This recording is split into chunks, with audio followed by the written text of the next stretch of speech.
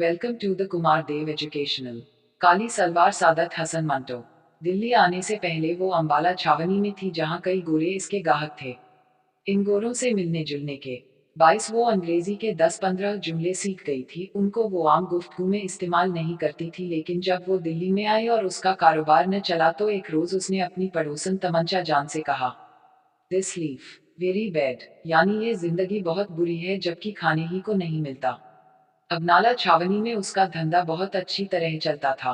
छावनी के गोरे शराब पीकर उसके पास आ जाते थे और वो 3-4 घंटों ही में 8-10 गोरों को निपटा कर 20-30 रुपए पैदा कर लिया करती थी। ये गोरे उसके हमवतनों के मुकाबले में बहुत अच्छे थे। इसमें कोई शक नहीं कि वो ऐसी जबान बोलते थे जिसका मतलब सुल्ताना की समझ में नहीं आता था, मगर उनकी जबान से ये लाइल्मी उसके हक में बहुत अच्छी साबित होती थी। अगर वो उससे कुछ रियायत चाहते तो वो सर हिलाकर कह दिया करती थी, साहिब हमारी समझ में तुम्हारी बात नहीं आता।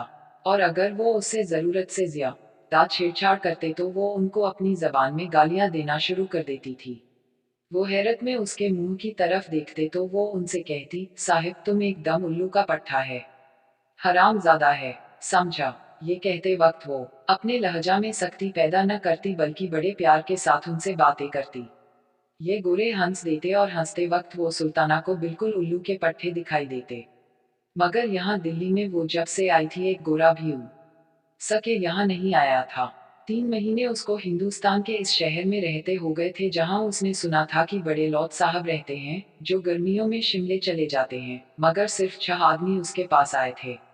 सिर्फ 6, यानी महीने में 2, और इन 6 ग्राहकों से उसने खुदा झूठ न बुलवाए तो 18.5 रुपए वसूल किए थे। 3 रुपए से ज्यादा पर कोई मानता ही नहीं था।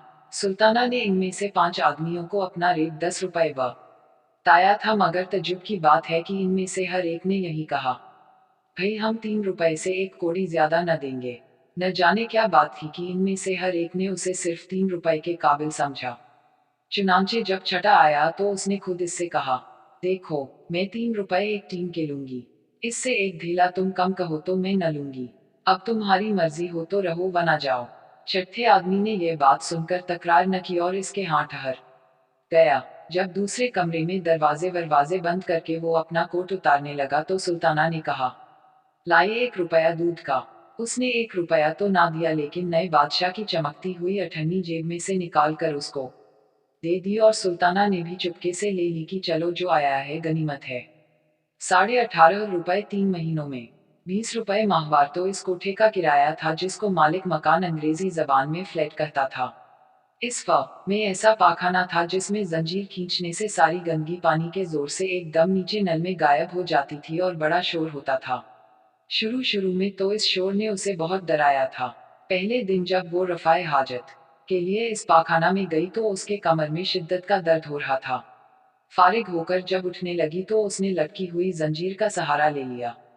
इस जंजीर को देखकर उसने ख्याल किया, चूंकि ये मकान खास हम लोगों की रिहायश के लिए तैयार किए गए हैं, ये जंजीर इसलिए लगाई गई है कि उठते वक्त तकलीफ न हो और सहारा मिल जाया करे। मगर जो ही उसने जंजीर पकड़कर उठना चाहा, ऊपर खटखट सी हुई और फिर एकदम पानी इस शोर के साथ बाहर निकला कि डर के मारे इसके मुंह से चीख निकल गई। खुदा बख्श दूसरे कमरे में अपना फोटोग्राफी का सामान दुरुस्त कर रहा था और एक साफ बोतल में हाइड्रोकोनिन डाल रहा था कि उसने सुल्ताना की चीख सुनी। दौड़कर वह बाहर निकला और सुल्ताना से पूछा, क्या हुआ, ये चीख तुम्हारी थी? सुल्ताना का दिल धड़क रहा था। उसने कहा, ये मुंह पाखाना है या क्या है? बीच में ये रेलगाड़ियों की तरह जंजीर किया लटका रखी है। मेरी कमर में दर्द था। मैंने कहा चलो इसका सहारा ले लूंगी, पर इस मोए जंजीर को छेड़ना था कि वो धमाका हुआ कि मैं तुमसे क्या कहूँ। इस पर खुदा बख्श बहुत हंसा था और उसने सुल्ताना को इस पैखाने की बाबत सब कुछ बता दिया था कि ये नए फैश का है जिसमें जंजीर हिलाने से सब गंदगी नीचे जमीन में धंस जाती है। खुदा बख्श और सुल्ताना का आपस में कैसे संबंध हुआ ये एक लंबी कहानी है। खुदा बख्श रावलपिंडी का था। इंटरनेट पास करने के बाद उसने लारी चलाना सीखा। चुनांचे 4 बरस तक वो रावलपिंडी और कश्मीर के दरमियान लारी चलाने का काम करता रहा। इसके बाद कश्मीर में उसकी दोस्ती एक औरत से हो गई। उसको भगाकर वो लाहौर ले आया। लाहौर में चूक उसको कोई काम न मिला, इसलिए उसने औरत को पेशे बिठा दिया। 2-3 बरस तक ये सिलसिला जारी रहा और वो औरत किसी और के साथ भाग गई। खुदाबख्श को मालूम हुआ कि वो अब नाला में है।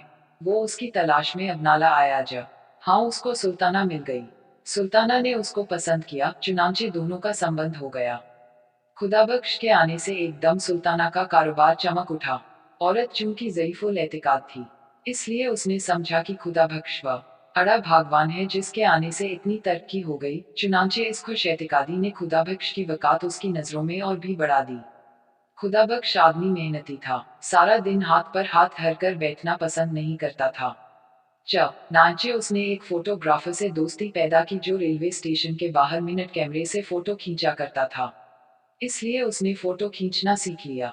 फिर सुल्ताना से 60 रुपए लेकर कैमरा भी खरीद लिया। आहिस्ता आहिस्ता एक पर्दा बनवाया, 2 कुर्सियां खरीदी और फोटो धोने का सब सामान लेकर उसने अलहदा अपना काम शुरू कर दिया। काम चल निकला, चुनांचे उसने थोड़ी ही देर के बाद अपना अड्डा अबनाले छावनी में कायम कर दिया। यहाँ वो गोरों के फोटो खींचता रहता। 1 महीने के अंदर अंदर उसकी छावनी के मुतअद्दिद गोरों से वाकफियत हो गई। चुनांचे वो सुल्ताना को वहीं ले गया। यहाँ छावनी में खुदाबख्श के जरिया से कई गोरे सुल्ताना के मुस्तकिल गाहक बन गए और उसकी आमदनी पहले से दोगुनी हो गई।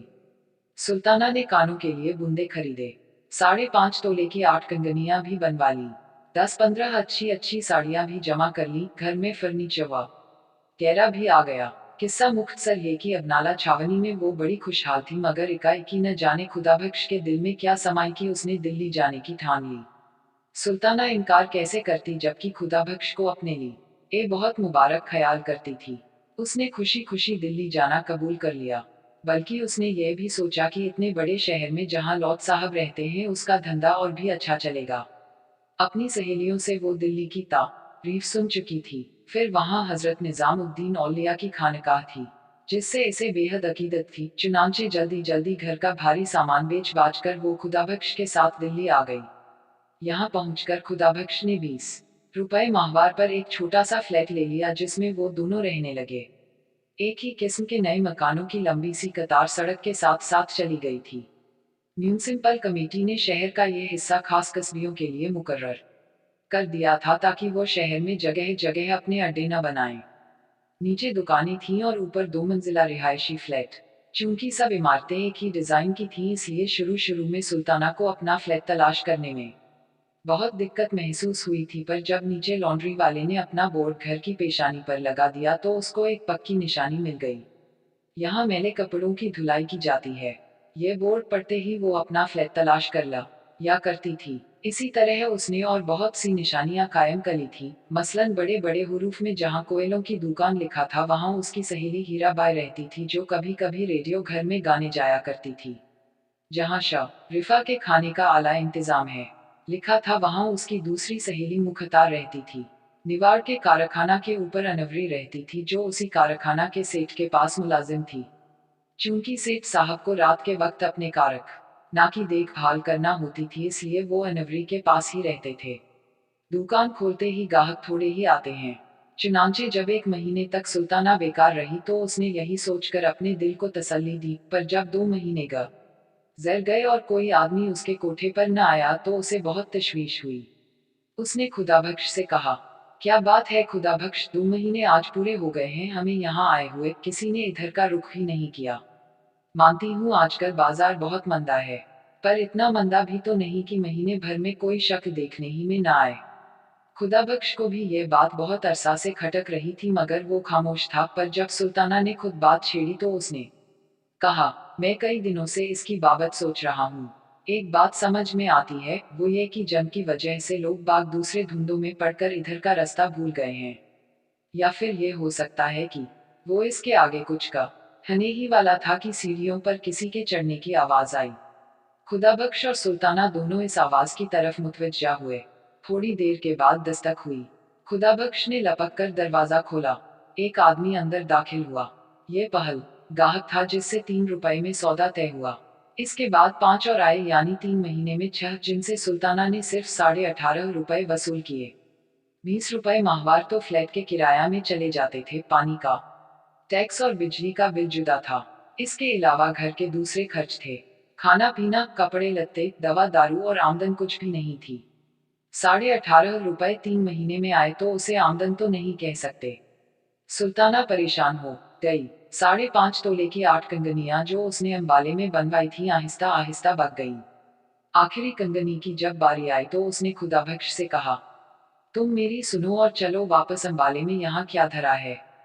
भई होगा, पर हमें तो ये शहर रास नहीं आया। तुम्हारा काम भी वहाँ खूब चलता था, चलो वहीं चलते हैं।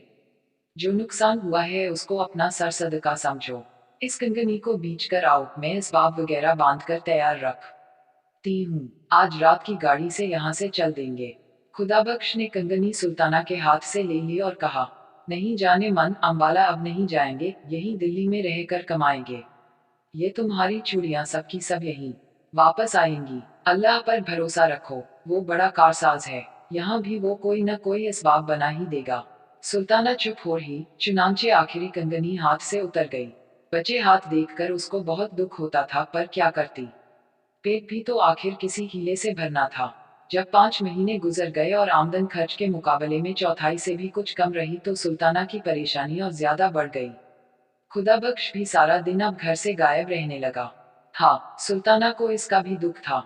इसमें कोई शक नहीं कि पड़ोस में उसकी 2-3 मिलने वालियां मौजूद थीं जिनके साथ वो अपना वक्त काट सकती थी, पर हर रोज उनके यहाँ जाना और घंटों बैठे रहना उसको बहुत बुरा लगता था। चुनांचे आहिस्ता आहिस्ता उसने इन सहेलियों से मिलना जुलना बिल्कुल तर्क कर दिया। सारा दिन वो अपने सुनसान मकान में बैठी रहती। कभी छालियां काटती रहती, कभी अपने पुराने और फटे हुए कपड़ों को सीती रहती और कभी बाहर बालकोनी में आकर जंगले के साथ खड़ी हो जाती और सामने रेलवे शेड में साकित और मुतहर्रिक इंजनों की तरफ घंटों बेमतलब देखती रहती। सड़क की दूसरी तरफ माल गोदाम था जो उस कोने से इस कोने तक फैला हुआ था। दाहिने हाथ को लोहे की छत के नीचे बड़ी बड़ी गांठें पड़ी रहती थीं और हर किस्म के माल इसबाब के ढेर से लगे रहते थे। बाएं हाथ को खुला मैदान था जिसमें बेशुमार रेल की पटड़ियां बिछी हुई थीं। धूप में लोहे की यह पटड़ियां चमकती तो सुल्ताना अपने हाथों की तरफ देखती जिन पर नीली नीली रगें बिल्कुल इन पटड़ियों की तरह उभरी रहती थी। इस लंबे और खुले मैदान में हर वक्त इंजन और गाड़ियां चलती रहती थीं। कभी इधर कभी उधर इन इंजनों और गाड़ियों की छक छक फक फक सदा गूंजती रहती थी। सुबह सवेरे जब वो उठकर बालकोनी में आती तो एक अजीब समा नजर आता। धुंधलके में इंजनों के मुंह से गाढ़ा गाढ़ा धुआं निकलता था और गदले आसमान की जानिब मोटे और भारी आदमियों की तरह उठता दिखाई देता था। भाप के बड़े बड़े बादल भी एक शोर के साथ पटड़ियों से उठते थे और आंख झपकने की देर में हवा के अंदर घुल मिल जाते थे। फिर कभी कभी जब वो गाड़ी के किसी डिब्बे को जिसे इंजन ने धक्का देकर छोड़ दिया हो अकेले पटड़ियों पर चलता देखती तो उसे अपना ख्याल आता। वो सोचती कि उसे भी किसी ने जिंदगी की पटड़ी पर धक्का देकर छोड़ दिया है और वो खुद ब खुद जा रही है। दूसरे लोग कांटे बदल रहे हैं और वो चली जा रही है न जाने कहां। फिर एक रोज ऐसा आएगा जब इस धक्के का जोर आहिस्ता आहिस्ता खत्म हो जाएगा और वो कहीं रुक जाएगी, किसी ऐसे मुकाम पर जो उसका देखा भला न होगा। यूं तो वो बेमतलब घंट रेल की इन टेढ़ी बांकी पटड़ियों और ठहरे और चलते हुए इंजनों की तरफ देखती रहती थी, पर तरह तरह के ख्याल उसके दिमाग में आते रहते थे। अंबाला छावनी में जब वो रहती थी तो स्टेशन के पास ही उसका मकान था, मगर वह उसने कभी इन चीजों को ऐसी नजरों से नहीं देखा था। अब तो कभी कभी उसके दिमाग में ये भी ख्याल आता कि ये जो सामने रेल की पटड़ियों का जाल सा बिछा है और जगह जगह से भाप और धुआं उठ रहा है, एक बहुत बड़ा चकला है। बहुत सी गाड़ियां हैं जिनको चंद मोटे मोटे इंजन इधर उधर धकेलते रहते हैं। सुल्ताना को तो बाज औकात ये इंजन सेठ मालूम होते हैं जो कभी कभी अंबाला में उसके यहाँ आया करते थे। फिर कभी कभी जब वो किसी इंजन को आहिस्ता आहिस्ता गाड़ियों की कतार के पास से गुजरता देखती तो उसे ऐसा महसूस होता कि कोई आदमी चक लेके किसी बाजार में से ऊपर कोठों की तरफ देखता जा रहा है। सुल्ताना समझती थी कि ऐसी बातें सोचना दिमाग की खराबी का बायस है। चुनांचे जब इस किस्म के ख्याल उसको आने लगे तो उसने बालकोनी में जाना छोड़ दिया। खुदाबख्श से उसने बारहा कहा, देखो मेरे हाल पर रहम करो, यहाँ घर में रहा करो। मैं सारा दिन यहाँ बीमार की तरह पड़ी रहती हूँ। मगर उसने हर बार सुल्ताना से ये कहकर उसकी तशफी कर दी, जाने मन, मैं बाहर कुछ कमाने की फिक्र कर रहा हूँ। अल्लाह ने चाहा तो चंद दिनों ही में बेड़ा पार हो जाएगा। पूरे 5 महीने हो गए थे मगर अभी तक न सुल्ताना का बेड़ा पार हुआ था न खुदाबख्श का। मुहर्रम का महीना सर पर आ रहा था मगर सुल्ताना के पास काले कपड़े बनवाने के लिए कुछ भी न था। मुख्तार ने लेडी हैमिल्टन की एक नई वज़ा की कमीज बनवाई थी जिसकी आसती ने काली जॉर्जेट की थी। इसके साथ मैच करने के लिए उसके पास काली साटन की सलवार थी जो काजल की तरह चमकती थी। अनवरी ने रेशमी जॉर्जेट की एक बड़ी नफीस साड़ी खरीदी थी। उसने सुल्ताना से कह था कि वो इस साड़ी के नीचे सफेद बोस्की का पेटीकोट पहनेगी क्योंकि ये नया फैशन है। इस साड़ी के साथ पहनने को अनवरी काली मखमल का एक जूता लाई थी जो बड़ा नाजुक था। सुल्ताना ने जब ये तमाम चीजें देखी तो उसका इस एहसास ने बहुत दुख दिया कि वो मुहर्रम मनाने के लिए ऐसा लिबास खरीदने की इस्तिताअत नहीं रखती। अनवरी और मुख्तार के पास ये लिबास देखकर जब वो घर आई तो उसका दिल बहुत मदमूम था। उसे ऐसा मालूम होता था कि थोड़ा सा उसके अंदर पैदा हो गया है। घर बिल्कुल खाली था। खुदाबख्श हसब मामूल बाहर था। देर तक वो दरी पर गाव तकिया सर के नीचे रख कर लेटी रही, पर जब उसकी गर्दन ऊंचाई के बाईस अकड़ सी गई तो उठकर बाहर बालक नींद चली गई ताकि गम अफजा ख्यालात को अपने दिमाग में से निकाल दे। सामने पटरियों पर गाड़ियों के डिब्बे खड़े थे पर इंजन कोई भी न था। शाम का वक्त था। छिड़काव हो चुका था इसलिए गर्द और गुबार दब गया था। बाजार में ऐसे आदमी चलने शुरू हो गए थे जो ताक झांक करने के बाद चुपचाप घरों का रुख करते हैं। ऐसे ही एक आदमी ने गर्दन ऊंची करके सुल्ताना की तरफ देखा। सुल्ताना मुस्कुरा दी और उसको भूल गई क्योंकि अब सामने पटरियों पर एक इंजन नमूदार हो गया था। सुल्ताना ने गौर से उसकी तरफ देखना शुरू किया और आहिस्ता आहिस्ता ये ख्याल इसके दिमाग में आया कि इंजन ने भी काला लिबास पहन रखा है।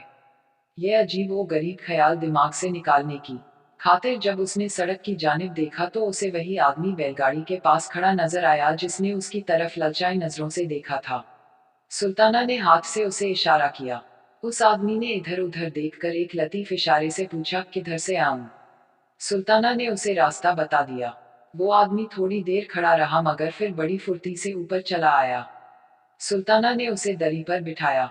जब वो बैठ गया तो उसने सिलसिले गुफ्तगू शुरू करने के लिए कहा। उद्धरण चिन्ह, आप ऊपर आते डर रहे थे। वो आदमी ये सुनकर मुस्कुराया।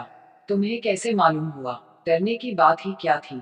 इस पर सुल्ताना ने कहा, ये मैंने इसलिए कहा कि आप देर तक वहीं खड़े रहे और फिर कुछ सोचकर इधर आ वो ये सुनकर फिर मुस्कुराया।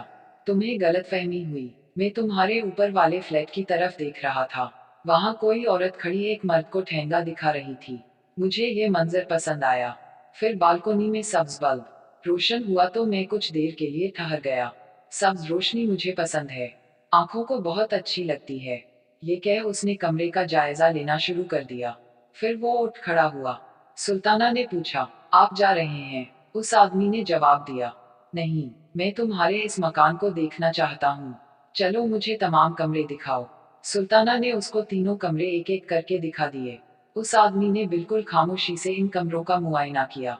जब वो दोनों फिर उसी कमरे में आ गए जहां पहले बैठे तो उस आदमी ने कहा, मेरा नाम शंकर है। सुल्ताना ने पहली बार गौर से शंकर की तरफ देखा। वो मुतवस्सित कद का मामूली शक्ल और सूरत का आदमी था मगर उसकी आंखें गैरमामूली तौर पर साफ और शफाफ थीं। कभी कभी इनमें एक अजीब किस्म की चमक भी पैदा होती थी। गठीला और कसरती बदन था। कनपटियों पर उसके बाल सफेद हो रहे थे। खाकसतरी रंग की गर्म पतलून पहने था। सफेद कमीज थी जिसका काला गर्दन पर से ऊपर को उठा हुआ था। शंकर कुछ इस तरह दरी पर बैठा था कि मालूम होता था शंकर के बजाय सुल्ताना गाहक है। इस एहसास ने सुल्ताना को कदरे परेशान कर दिया। चुनांचे उसने शंकर से कहा, फरमाइए। उद्धरण चिन्ह, शंकर बैठा था। ये सुनकर लेट गया। मैं क्या फरमाऊं, कुछ तुम ही फरमाओ। बुलाया तुम्ही ने है मुझे। जब सुल्ताना कुछ ना बोली तो वो उठ बैठा। मैं समझा, लो अब मुझसे सुनो, जो कुछ तुमने समझा गलत है। मैं उन लोगों में से नहीं हूं जो कुछ देकर जाते हैं। डॉक्टरों की तरह मेरी भी फीस है। मुझे जब बुलाया जाए तो फीस देना ही पड़ती है। सुल्ताना ये सुनकर चकरा गई मगर इसके बावजूद उसे बेख्तियार हंसी आ गई। आप काम क्या करते हैं? शंकर ने जवाब दिया, यही जो तुम लोग करते हो। क्या? तुम क्या करती हो? मैं कुछ भी नहीं करती। मैं भी कुछ नहीं करता। सुल्ताना ने भुना कर कहा, ये तो कोई बात न हुई। आप कुछ न कुछ तो जरूर करते होंगे। शंकर ने बड़े इत्मीनान से जवाब दिया, तुम भी कुछ न कुछ जरूर करती होगी। झक मारती हूँ। मैं भी झक मारता हूँ। तो आओ दोनों झक मारें। मैं हाजिर हूँ मगर झक मारने के लिए दाम में कभी नहीं दिया करता। होश की दवा करो, ये लंगर खाना नहीं, और मैं भी वॉलंटियर नहीं हूँ। सुल्ताना यहाँ रुक गई। उसने पूछा, ये वॉलंटियर कौन होते हैं? शंकर ने जवाब दिया, उल्लू के पट्टे। मैं भी उल्लू की पट्टी नहीं, मगर वो आदमी खुदाबख्श जो तुम्हारे साथ रहता है जरूर उल्लू का पट्टा है। क्यों? इसलिए कि वो कई दिनों से एक ऐसे खुदा रसीदा फकीर के पास अपनी किस्मत खुलवाने की खातिर जा रहा है जिसकी अपनी किस्मत जंग लगे ताले की तरह बंद है। ये कहकर शंकर हंसा। इस पर सुल्ताना ने कहा, तुम हिंदू हो इसीलिए हमारे इन बुजुर्गों का मजाक उड़ाते हो। शंकर मुस्कुराया, ऐसी जगहों पर हिंदू मुस्लिम सवाल पैदा नहीं हुआ करते। पंडित मौलवी और मिस्टर जिन्ना अगर यहाँ आए तो वो भी शरीफ आदमी बन जाएं। जाने तुम क्या उटपटांग बातें करते हो। बोलो रहोगे उसी शर्त पर जो पहले बता चुका हूँ। सुल्ताना उठ खड़ी हुई। तो जाओ रास्ता पकड़ो। शंकर आराम से उठा। पतलून की जेबों में उसने अपने दोनों हाथ ठूसे और जाते हुए कहा, मैं कभी कभी इस बाजार से गुजरा करता हूँ। जब भी तुम्हें मेरी जरूरत हो बुला लेना। मैं बहुत काम का आदमी हूँ। शंकर चला गया और सुल्ताना काले लिबास को भूलकर देर तक उसके मुतल्लिक सोचती रही। उस आदमी की बातों ने उसके दुख को बहुत हल्का कर दिया था। अगर वो अंबाले में आया होत, जहाँ की वो खुशहाल थी, तो उसने किसी और ही रंग में उस आदमी को देखा होता और बहुत मुमकिन है कि उसे धक्के देकर बाहर निकाल दिया होता, मगर यहाँ चूंकि वो बहुत उदास रहती थी इसलिए शंकर की बातें उसे पसंद आईं। शाम को जब खुदाबख्श आया तो सुल्ताना ने उससे पूछा, तुम आज सारा दिन किधर गायब रहे हो? खुदाबख्श थक कर चूर चूर हो रहा था, कहने लगा, पुराने किला के पास से आ रहा हूँ। वहाँ एक बुजुर्ग कुछ दिनों से ठहरे हुए हैं। उन्हीं के पास हर रोज जाता हूँ कि हमारे दिन फिर जाएं। उद्धरण चिन्ह। कुछ उन्होंने तुमसे कहा? नहीं, अभी वो मेहरबान नहीं हुए। पर सुल्ताना, मैं जो उनकी खिदमत कर रहा हूँ वो अकारत कभी नहीं जाएगी। अल्लाह का फजल शामिल हाल रहा तो जरूर वारे न्यारे हो जाएंगे। सुल्ताना के दिमाग में मुहर्रम मनाने का ख्याल समाया हुआ था। खुदाबख्श से रूनी आवाज में कहने लगी, सारा सारा दिन बाहर गायब रहते हो। मैं यहाँ पिंजरे में कैद रहती हूँ। न कहीं जा सकती हूँ न आ सकती हूँ। मुहर्रम सर पर आ गया है। कुछ तुमने इसकी भी फिक्र की कि मुझे काले कपड़े चाहिए? घर में फूटी कोड़ी तक नहीं। कंगनियां थी 100, वो एक एक करके बिक गई। अब तुम ही बताओ क्या होगा। यूं फकीरों के पीछे कब तक मारे मारे फिरा करोगे? मुझे तो ऐसा दिखाई देता है कि यहाँ दिल्ली में खुदा ने भी हमसे मुंह मोड़ लिया है। मेरी सुनो तो अपना काम शुरू कर दो। कुछ तो सहारा हो ही जाएगा। खुदाबख्श दरी पर लेट गया और कहने लगा, पर यह काम शुरू करने के लिए भी तो थोड़ा बहुत सरमाया चाहिए। खुदा के लिए अब ऐसी दुख भरी बातें न करो। मुझसे अब बर्दाश्त नहीं हो सकती। मैंने सचमुच अंबाला छोड़ने में सख्त गलती की। पर जो करता है अल्लाह ही करता है और हमारी बेहतरी ही के लिए करता है। क्या पता है कि कुछ देर और तकलीफें बर्दाश्त करने के बाद हम। उद्धरण चिन्ह। सुल्ताना ने बात काट कर कहा, तू माँ खुदा के लिए कुछ करो। चोरी करो या डाका मारो, पर मुझे एक सलवार का कपड़ा जरूर ला दो। मेरे पास सफेद बोस्की की कमीज पड़ी है, उसको मैं काला रंगवा लूंगी। सफेद नैनों का एक नया दुपट्टा भी मेरे पास मौजूद है, वह ही जो तुमने मुझे दिवाली पर ला कर दिया था, ये भी कि इसके साथ ही काला रंगवा लिया जाएगा।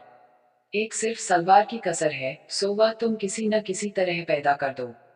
देखो, तुम्हें मेरी जान की कसम किसी न किसी तरह जरूर ला दो। मेरी भित्ती खाओ अगर न लाओ। खुदाबख्श उठ बैठा। अब तुम ख्वाह मख्वाह जोर दिए चली जा रही हो। मैं कहाँ से लाऊंगा? अफीम खाने के लिए तो मेरे पास पैसा नहीं। कुछ भी करो मगर मुझे 4.5 गज काली साटन ला दो। दुआ करो कि आज रात ही अल्लाह 2-3 आदमी भेज दे। लेकिन तुम कुछ नहीं करोगे। तुम अगर चाहो तो जरूर इतने पैसे पैदा कर सकते हो। जंग से पहले ये साटन 12-14 आना गज मिल जाती थी। अब ₹1.25 गज के हिसाब से मिलती है। 4.5 गजों पर कितने रुपए खर्च हो जाएंगे? अब तुम कहती हो तो मैं कोई हीला करूंगा। ये कहकर खुदाबख्श उठा। लो, अब इन बातों को भूल जाओ, मैं होटल से खाना ले आऊं। होटल से खाना आया, दोनों ने मिलकर जहर मार किया और सो गए। सुबह हुई। खुदाबख्श पुराने किले वाले फकीर के पास चला गया और सुल्ताना अकेली रह गई। कुछ देर लेटी रही, कुछ देर सोई रही। इधर उधर कमरों में टहलती रही। दोपहर का खाना खाने के बाद उसने अपना सफेद नैनों का दुपट्टा और सफेद बोस्की की कमीज निकाली और नीचे लॉन्ड्री वाले को रंगने के लिए दे आई। कपड़े धोने के अलावा वहां रंगने का काम भी होता था। ये म करने के बाद उसने वापस आकर फिल्मों की किताबें पढ़ी जिनमें उसकी देखी हुई फिल्मों की कहानी और गीत छपे हुए थे। ये किताबें पढ़ते पढ़ते वो सो गई। जब उठी तो 4 बज चुके थे क्योंकि धूप आंगन में से मोरी के पास पहुंच चुकी थी। नहा धोकर फारिग हुई तो गर्म चादर ओढ़कर बालकोनी में आ खड़ी हुई। करीबन 1 घंटा सुल्ताना बालकोनी में खड़ी रही। अब शाम हो गई थी, बत्तियां रोशन हो रही थी। नीचे सड़क में रौनक के आसार नजर आने लगे। सर्दी में थोड़ी सी शिद्दत हो गई थी मगर सुल्ताना को ये नागवार मालूम न हुई। वो सड़क पर आते जाते टांगों और मोटरों की तरफ एक अरसा से देख रही थी। दफतन उसे शंकर नजर आया। मकान के नीचे पहुंचकर उसने गर्दन ऊंची की और सुल्ताना की तरफ देखकर मुस्कुरा दिया। सुल्ताना ने गैर इरादी तौर पर हाथ का इशारा किया और उसे ऊपर बुला लिया। जब शंकर ऊपर आ गया तो सुल्ताना बहुत परेशान हुई कि इससे क्या कहे। दरअसल उसने ऐसे ही बिला सोचे समझे उसे इशारा कर दिया था। शंकर बेहद मुतमिन था जैसे उसका अपना घर है, चुनांचे बड़ी बेतकल्लुफी से पहले रोज की तरह वो गांव तकिया सर के नीचे रखकर लेट गया। जब सुल्ताना ने देर तक उससे कोई बात न की तो उससे कहा, तुम मुझे 100 दफा बुला सकती हो और 100 दफा ही कह सकती हो कि चले जाओ। मैं ऐसी बातों पर कभी नाराज नहीं हुआ करता। सुल्ताना शशो पंज में गिरफ्तार हो गई, कहने लगी, नहीं बैठो, तुम्हें जाने को कौन कहता है। शंकर इस पर मुस्कुरा दिया, तो मेरी शर्तें तुम्हें मंजूर हैं। कैसी शर्तें? सुल्ताना ने हंसकर कहा, क्या निकाह कर रहे हो मुझसे? निकाह और शादी कैसी? न तुम उम्र भर माँ किसी से निकाह करोगी ना मैं। ये रस्में हम लोगों के लिए नहीं। छोड़ो इन फुजुलियात को, कोई काम की बात करो। बोलो क्या बात करूं? तुम औरत हो, कोई ऐसी बात शुरू करो जिससे 2 घड़ी दिल बेहल जाए। इस दुनिया में सिर्फ दुकानदारी ही दुकानदारी नहीं और कुछ भी है। सुल्ताना ज़हनी तौर पर अब शंकर को कबूल कर चुकी थी। कहने लगी, साफ साफ कहो तुम मुझसे क्या चाहते हो, जो दूसरे चाहते हैं। शंकर उठकर बैठ गया। तुम में और दूसरों में फिर फर्क ही क्या रहा? तुम में और मुझ में कोई फर्क नहीं। उनमें और मुझ में जमीन व आसमान का फर्क है। ऐसी बहुत सी बातें होती हैं जो पूछना नहीं चाहिए, खुद समझना चाहिए। सुल्ताना ने थोड़ी देर तक शंकर की इस बात को समझने की कोशिश की, फिर कहा, मैं समझ गई हूँ, तो कहो क्या इरादा है। तुम जीते मैं हारी, पर मैं कहती हूँ आज तक किसी ने ऐसी बात कबूल न की होगी। तुम गलत कहती हो। इसी मोहल्ले में तुम्हें ऐसी सादा लौह औरतें भी मिल जाएंगी जो कभी यकीन नहीं करेगी कि औरत ऐसी जिल्लत कबूल कर सकती है जो तुम बगैर किसी एहसास के कबूल करती रही हो। लेकिन उनके न यकीन करने के बावजूद तुम हजारों की तादाद में मौजूद हो। तुम्हारा नाम सुल्ताना है न? सुल्ताना ही है। शंकर उठ खड़ा हुआ और हंसने लगा। मेरा नाम शंकर है। ये नाम भी अजब ऊटपटांग होते हैं। चलो आओ अंदर चलें। शंख र और सुल्ताना दरी वाले कमरे में वापस आए तो दोनों हंस रहे थे, न जाने किस बात पर। जब शंकर जाने लगा तो सुल्ताना ने कहा, शंकर मेरी एक बात मानोगे? शंकर ने जवाबन कहा, पहले बात बताओ। सुल्ताना कुछ ठेप सी गई। तुम कहोगे कि मैं दाम वसूल करना चाहती हूँ मगर कहो कहो, रुक क्यों गई हो? सुल्ताना ने जुर्रत से काम लेकर कहा, बात यह है कि मुहर्रम आ रहा है और मेरे पास इतने पैसे नहीं कि मैं काली सलवार बनवा सकूं। यहाँ के सारे दुखड़े तो तुम मुझसे सुन ही चुके हो। कमीज और दुपट्टा मेरे पास मौजूद था जो मैंने आज रंगवाने के लिए दे दिया है। शंकर ने यह सुनकर कहा, तुम चाहती हो कि मैं तुम्हें कुछ रुपए दे दूं जो तुम ये काली सलवार बनवा सको? सुल्ताना ने फौरन ही कहा, नहीं, मेरा मतलब यह है कि अगर हो सके तो तुम मुझे एक काली सलवार बनवा दो। शंकर मुस्कुराया, मेरी जेब में तो इत्तेफाक ही से कभी कुछ होता है, बहरहाल मैं कोशिश करूंगा। मुहर्रम की पहली तारीख को तुम्हें ये सलवार मिल जाएगी। ले बस अब खुश हो गई। सुल्ताना के बुंदों की तरफ देखकर शंकर ने पूछा, क्या ये बुंदे तुम मुझे दे सकती हो? सुल्ताना ने हंसकर कहा, तुम इन्हें क्या करोगे? चांदी के मामूली बुंदे हैं, ज्यादा से ज्यादा 5 रुपये के होंगे। इस पर शंकर ने कहा, मैंने तुमसे बंदे मांगे हैं, उनकी कीमत नहीं पूछी, बोलो देती हो, ले लो। ये कहकर सुल्ताना ने बुंदे उतारकर शंकर को दे दिए। इसके बाद अफसोस हुआ मगर शंकर जा चुका था। सुल्ताना को कतई यकीन नहीं था कि शंकर अपना वादा पूरा करेगा मगर 8 रोज के बाद मुहर्रम की पहली तारीख को सुबह 9 बजे दरवाजे पर दस्तक हुई। सुल्ताना ने दरवाजा खोला तो शंकर खड़ा था। अखबार में लिपटी हुई चीज इसने सुल्ताना को दी और कहा, साटन की काली सलवार है, देख लेना, शायद लंबी हो। अब मैं चलता हूँ। शंकर सलवार देकर चला गया और कोई बात उसने सुल्ताना से न की। उसकी पतलून में शिकने पड़ी हुई थी, बाल बिखरे हुए थे। ऐसा मालूम होता था कि अभी अभी सोकर उठा है और सीधा इधर ही चला आया है। सुल्ताना ने कागज खोला। साटन का काली सलवार थी, ऐसी ही जैसी कि वो अनवरी के पास देख कर आई थी। सुल्ताना बहुत खुश हुई। गुंडों और इस सौदे का जो अफसोस उसे हुआ था, इस सलवार ने और शंकर की वारदा इफाई ने दूर कर दिया। दोपहर को वो नीचे लॉन्ड्री वाले से अपनी रंगी हुई कमीज और दुपट्टा लेकर आई। तीनों काले कपड़े उसने जब पहन लिए तो दरवाजे पर दस्तक हुई। सुल्ताना ने दरवाजा खोला तो अनवरी अंदर दाखिल हुई। उसने सुल्ताना के तीनों कपड़ों की तरफ देखा और कहा, कमीज और दुपट्टा तो रंगा हुआ मालूम होता है, पर यह सलवार नहीं है। कब बनवाए? सुल्ताना ने जवाब दिया, आज ही दर्जी लाया है। ये कहते हुए उसकी नजरें अनवरी के कानों पर पड़ी। ये बुंदे तुमने कहाँ से लिए? अनवरी ने जवाब दिया, आज ही मंगवाए हैं। इसके बाद दोनों को थोड़ी देर तक खामोश रहना पड़ा। Thanks for watching. Like, share and subscribe.